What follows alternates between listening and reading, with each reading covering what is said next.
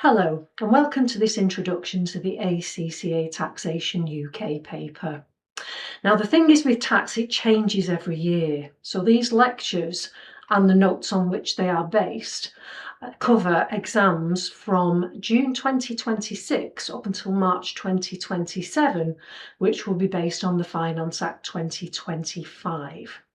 So what we're going to start off doing with this introduction is just look at the basic aims of the paper, the syllabus, the taxes that you're going to be coming across, and of course the structure of the exam. So in your course notes, we have our contents page. As you can see, there's quite a lot to cover. It is quite a big syllabus and tax is notoriously complicated. But what we're going to try and do is just to teach you what you need to know to pass the exam. So some areas will be going into more detail than other areas, and you're going to pass this exam based on your core knowledge. So please don't worry about every single exception to rule and all the difficult bits, which I will try to make easy. But as you can see, there's quite a lot to cover. And if we flick forward to page 3, you can see the syllabus there for the taxation exam. And as I said, it's based on the Finance Act 2025. So we're going to have a look at UK tax, and here's the objectives of the syllabus. Now you can see here that the objectives of the syllabus, we use the word explain, and we also use the word compute or calculate if you prefer.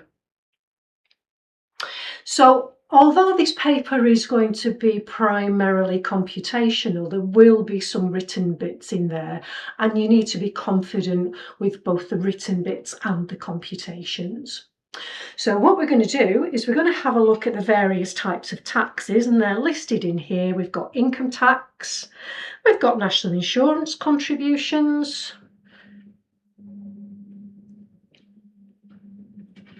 and we've got corporation tax, and we've got chargeable gains or capital gains tax, we've got inheritance tax, and we've also got something called value added tax.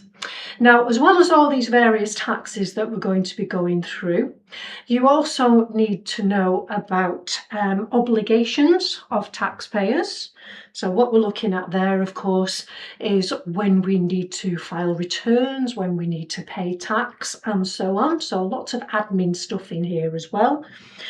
And the implications there of non-compliance. So basically what's going to happen to us if we don't do what we should, if we don't file our tax returns on time, if we don't pay our tax on time. So there's various penalties and things that can be imposed on us if we don't do what we should be doing.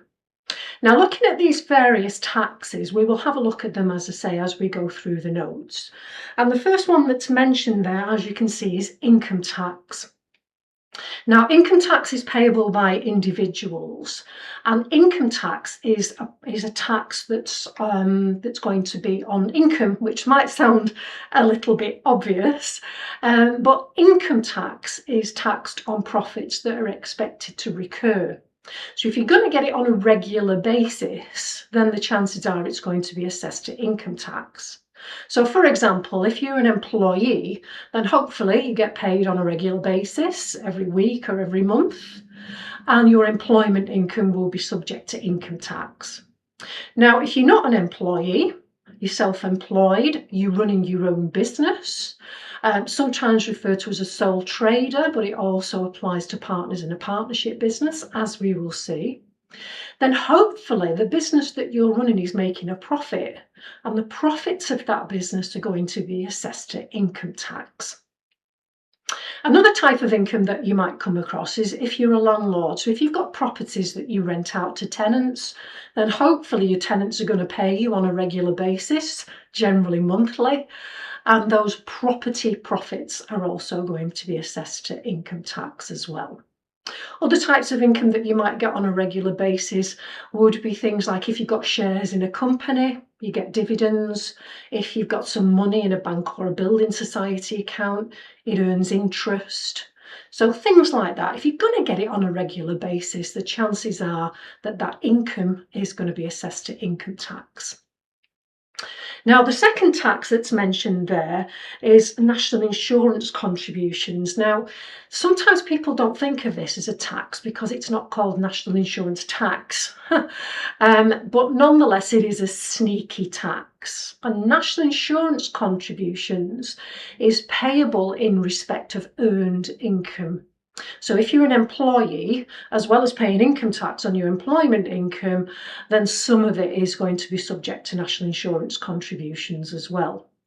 From an employer point of view, they will also have to pay national insurance contributions in respect of their employees.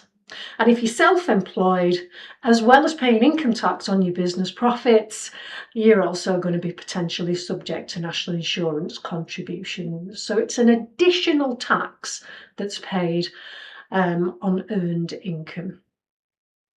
Now, the next type of tax that's mentioned there is corporation tax. Now, corporation tax is paid by companies.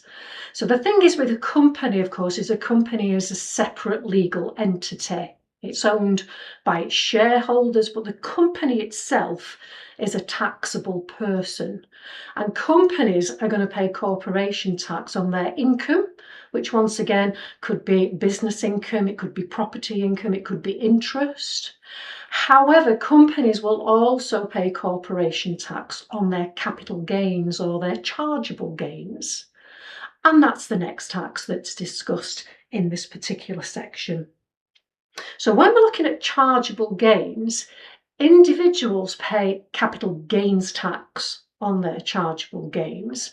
Now, capital gains tax is separate to income tax. Income tax is paid on income, and capital gains tax is paid on our chargeable gains. Now, the difference between the two is that capital gains tax is charged on one-off profits. So remember that if you're going to get something on a regular basis, so let's say, for example, that you own shares in a company and you get dividends on a regular basis, or you're a landlord and you own property that you rent out, you get property income on a regular basis. So if you're going to get it on a regular basis, then the chances are obviously it's going to be taxed to income tax. However, what if you decided that you were going to sell one of those properties that you rent out, or you decided that you're going to sell those shares?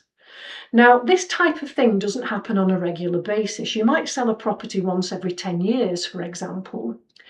Any profit that you make on that property that you rent out to tenants is going to be charged to capital gains tax because it's a one-off disposal of a capital asset.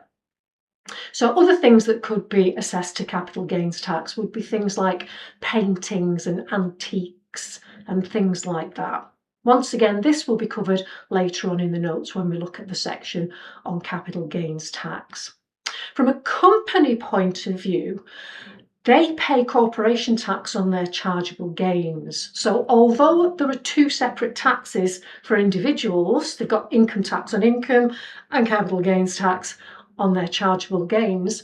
For companies, remember, they pay corporation tax on their income and their chargeable gains, not separate taxes for companies, as we will see as we go through the notes.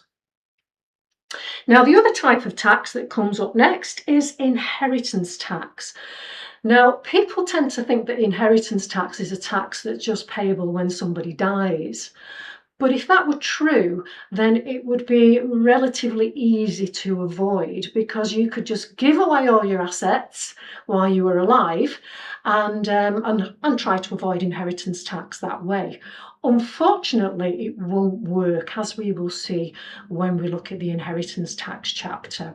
So inheritance tax is charged on transfers of value, or the diminution in value principle. And what that means is there has to be an element of a gift. So if you give away an asset that's worth £50,000, effectively you're out of pocket by £50,000, and that £50,000 is potentially going to be liable to inheritance tax during your lifetime. Yeah, and when you die, what happens is, of course, that you can't take it with you.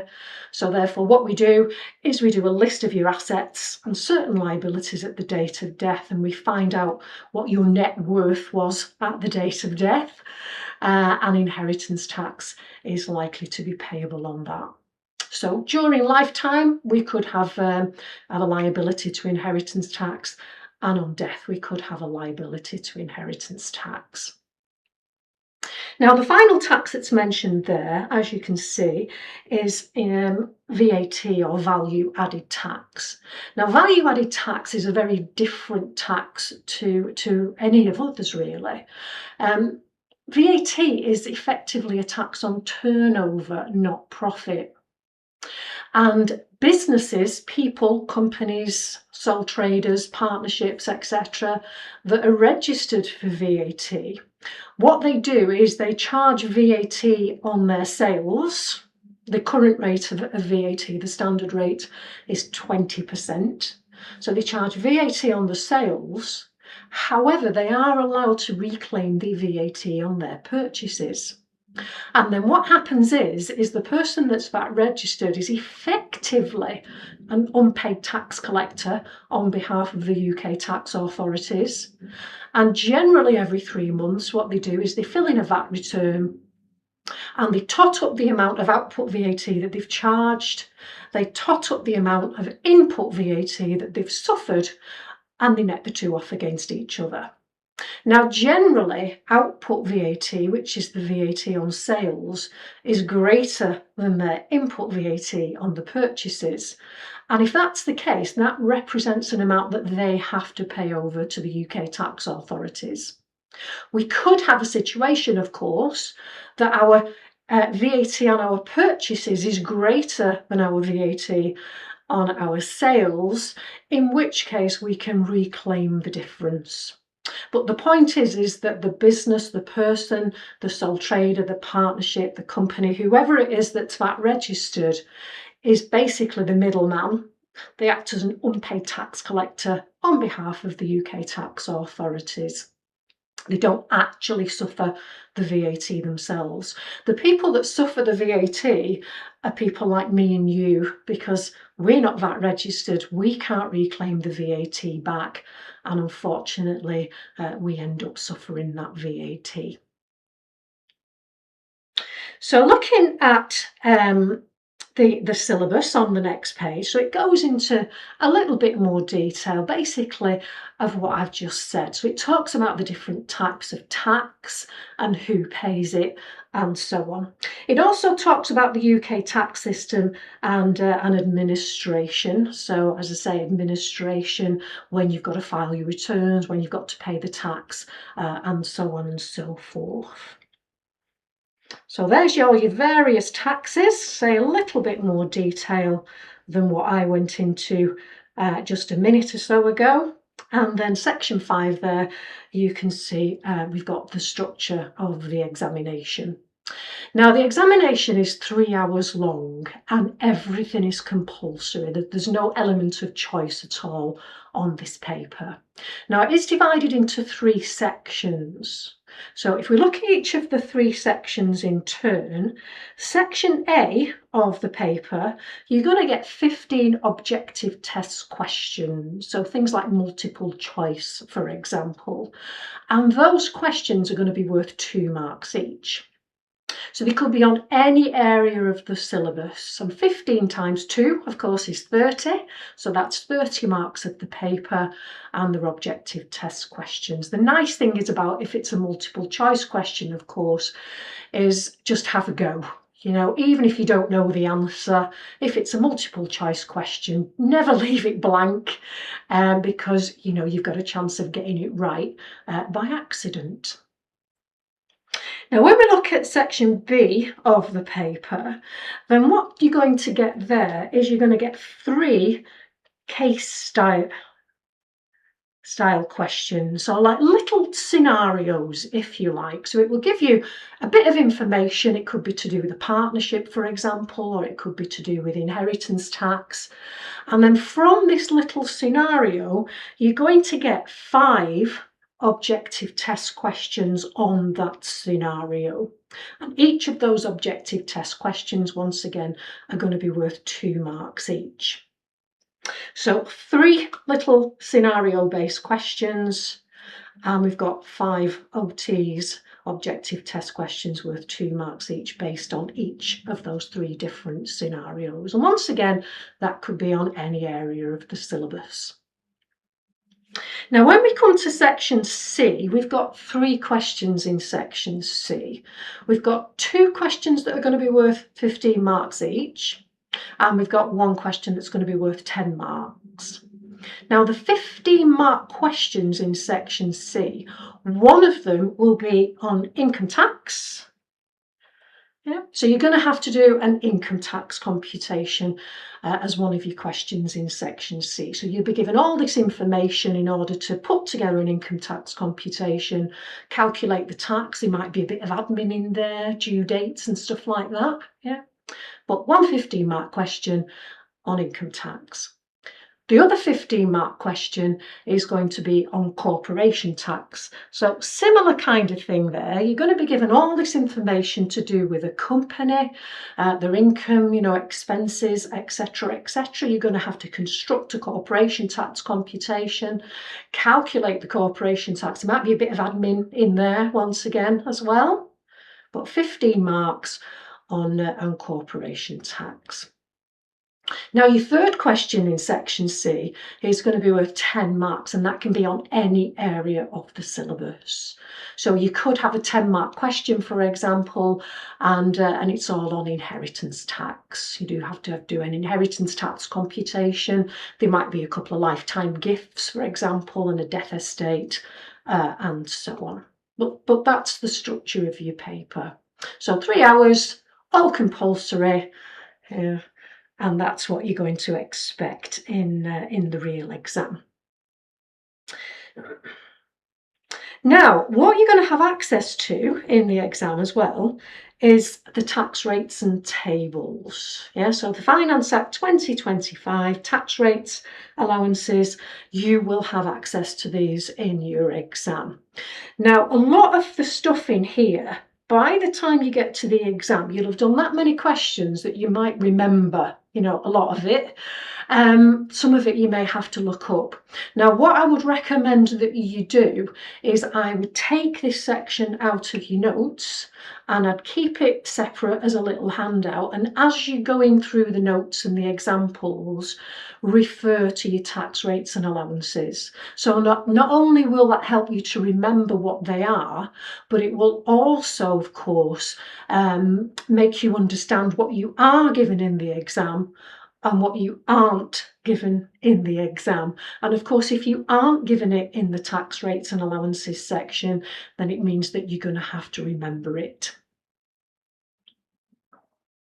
So what we're going to do now then is we're going to start with our course notes, and we're going to have a look at each section. Some of them I'm just going to skim through and let you have a look at it yourselves in more detail, and other chapters I'm going to go through in a little bit more detail for you. But that's it for your introduction.